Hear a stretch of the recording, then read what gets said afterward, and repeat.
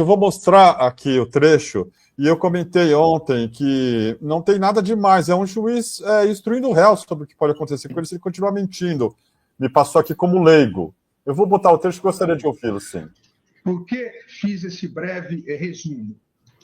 Porque essa audiência foi convocada como mais uma tentativa de permitir ao colaborador que preste as informações verdadeiras. Já há o pedido da Polícia Federal, já há o parecer favorável da Procuradoria-Geral da República pela imediata decretação da prisão, do retorno à prisão do colaborador. Então, aqui é importante, e exatamente por isso, a fim de possibilitar uma reflexão maior do colaborador com seus advogados, para que esclareça omissões, contradições na sua colaboração, sob pena não só da decretação de prisão, como também da cessação da consequente rescisão da colaboração, e eventual rescisão englobará, inclusive, a continuidade das investigações e responsabilização do pai, de sua esposa e de sua filha maior. Eu gostaria de saber se o colaborador está plenamente ciente das consequências da manutenção dessas omissões e contradições. Sim, senhor. Então, Cristina, vamos transcrever? Por favor, Marco. Olha, é desonesta a tentativa de comparar, né, a condução, enfim, dessa audiência, desse depoimento, com o que a gente viu na Lava Jato. Absolutamente desonesta. Primeiro que a gente tem que levar em consideração os bastidores da Lava Jato. As delações eram fabricadas para confirmar determinadas e específicas teses, e as audiências eram meramente protocolares. Mas os advogados que participaram de delações, inclusive advogados que hoje defendem o presidente Jair, o ex-presidente Jair Messias Bolsonaro, e o inominável, inelegível, né? Jair Bolsonaro, eles sabem disso, que eles acompanharam algumas audiências. Essa fala é meramente protocolar. A gente costuma ouvir, aliás, eles, porque eu nunca fiz delação, não participaria, não questiono quem fez, não posso criminalizar, evidentemente, o exercício da advocacia, tenho que respeitar os colegas que optaram por esse caminho, mas eu conversei com muita gente, isso é absolutamente comum. É aquela cena que a gente costuma ver nas séries americanas, em especial, né, em casos de prisão, porque no Brasil, geralmente, o policial, quando não dá um tapa, né, ele não costuma falar muita coisa, mas é aquela velha cena, o senhor tem direito de ficar calado e de falar só na presença do seu advogado. Qualquer coisa que o senhor diga vai ser usado contra o senhor. Ora, por acaso alguém imagina que isso é algum tipo de pressão, algum tipo de ameaça? Ou numa audiência, sobretudo trabalhista, né, que vai uma determinada testemunha e a juíza que está conduzindo a audiência alerta. Isso acontece em todas. Olha, não sei se o senhor sabe, o senhor está sob juramento. Qualquer coisa que o senhor disser de inverídica vai ser utilizada contra o senhor e é um crime de perjúrio, que é o crime de o senhor mentir em juízo para uma autoridade pública. O senhor está ciente disso? O senhor tem que falar a verdade?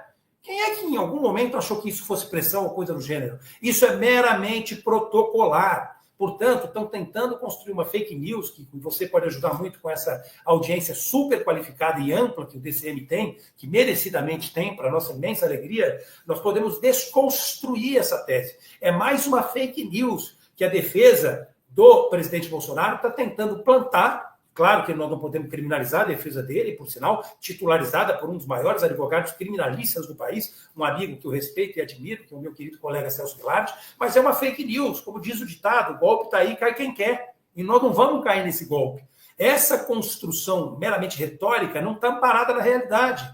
O próprio Celso Guimarães, que é um grande advogado, participou de determinadas audiências e sabe que isso é meramente protocolar. Mas eu vou além. Em que contexto que essa fala do ministro Alexandre de Moraes foi proferida? Isso é o determinante, Kiko, e todos aqueles que nos dão a honra e a alegria de nos acompanhar nessa live de hoje, live do meio-dia, do nosso querido DCM. O que é determinante? O ministro Alexandre de Moraes chamou uma nova oitiva na presença do Procurador-Geral da República, que acompanhou, né, evidentemente, toda a audiência e tem o dever funcional de zelar pela integridade dos relatos. Portanto, ele próprio, se tivesse visto alguma irregularidade, poderia intervir. Ele chamou essa nova oitiva por conta dos áudios do Cid que foram vazados. Eu não sei se você lembra.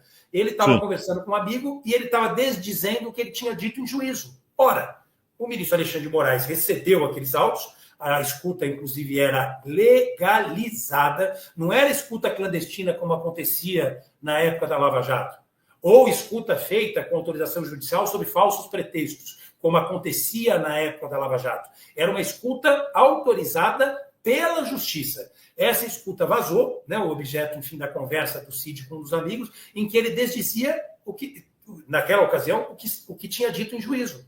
O ministro Alexandre de Moraes, evidentemente, ficou perplexo, chamou uma nova audiência e o alertou. O senhor está ciente que, se o senhor mentir, os benefícios da delação poderão ser revogados para o senhor, seu pai, para a senhora, sua filha, que fazem parte da delação?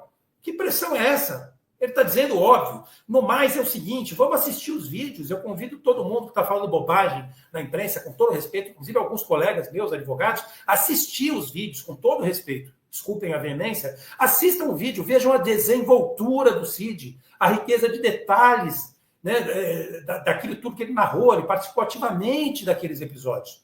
E a civilidade, a urbanidade do Moraes também, em nenhum momento ele sobe o tom, de maneira nenhuma. Em nenhum momento. Agora, veja, o que se queria? Que ele fosse fofo, com um delator, só pode mentir, não tem problema nenhum, não exagera. Gente, com toda a franqueza, né? Com toda a franqueza. Ele carrega dentro de si, talvez, 24 horas por dia, né, um delegado de polícia, né? Isso faz parte, né? A gente brinca dizendo que há juízes, pelo quinto constitucional, saem do Ministério Público, mas não tiram o Ministério Público dentro de si.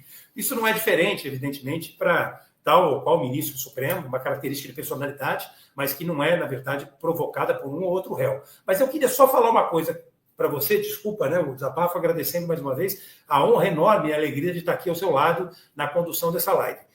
Veja só, tem uma coisa que é importante. Você lembra o que aconteceu com o telefonema da presidenta Dilma para o presidente Lula, naquele momento em que se esperava que ele assumisse a Casa Civil?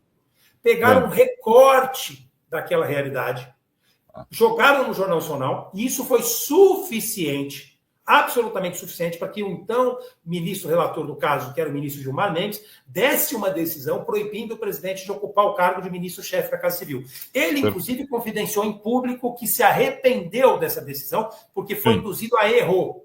O que está acontecendo agora? Estão pegando um trecho dessa audiência sem contextualizar, para induzir a erro centenas de pessoas bem intencionadas, inclusive do campo progressista. Tem uma armadilha aí. Defender presunção de inocência, devido processo legal, direito de defesa, questionar eventuais excessos de um ou outro inquérito, é uma coisa. Isso é um dever para o campo progressista. A gente quer que os direitos sejam assegurados na mesma proporção para Chico e para Francisco. Ninguém pode estar acima da lei e muito menos abaixo dela, sejam adversários ou aliados. Isso é um fato.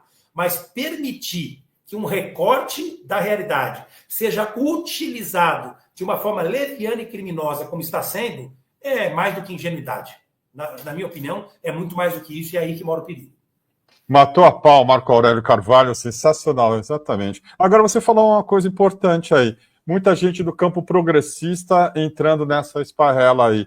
Eu quero te perguntar, por que parte do campo progressista está enterrando o Lula precocemente, na sua opinião? Primeiro, é falta de visão, né? Miopia, né? Tem um ditado que eu gosto muito, e eu peço perdão, né, para aqueles que sentirem qualquer tipo de direcionamento na minha fala. Eu costumo ser frontal, mas o fato é o seguinte, há um ditado que diz o seguinte, que Deus limitou a inteligência e não fez a mesma coisa com a burrice. Então, direito de ser burro, todo mundo tem, né? E tem gente que passa do limite, infelizmente, né? O Lula segue sendo a única liderança política capaz de reconstruir e reconciliar um país tão dividido pelo ódio e pela intolerância. Está no auge da sua vitalidade. É um menino, Kiko, quem convive com ele sabe disso, que acorda às 6 horas da manhã, às vezes antes disso, faz 1 hora de exercício, está absolutamente conectado com os problemas reais do país, com o sofrimento do povo brasileiro, e acorda todo dia com uma vontade enorme de resolver cada um desses desafios, de resolver cada um desses problemas. Ele é a única liderança política capaz de enterrar o bolsonarismo, que segue vivo, assim como o lavajatismo.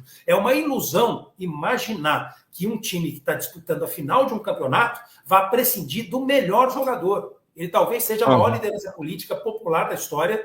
Verdadeiramente, não há precedentes parecidos. O Lula tem o tamanho de um Mandela, de lideranças, enfim, internacionais, que tem essa dimensão de um Mujica. Então, não dá simplesmente para você abdicar da presença dele em campo numa partida decisiva. Então, quem faz essa aposta está fazendo uma aposta errada. Está fazendo uma aposta errada e seguramente vai perder ao final. Eu não tenho a menor dúvida em relação a isso, né? Não sei se foi essa a sua pergunta. Foi isso. Você só não respondeu por que, na sua opinião, isso acontece. Você falou que é burrice. Mas eu não acho tem que aí uma agenda também?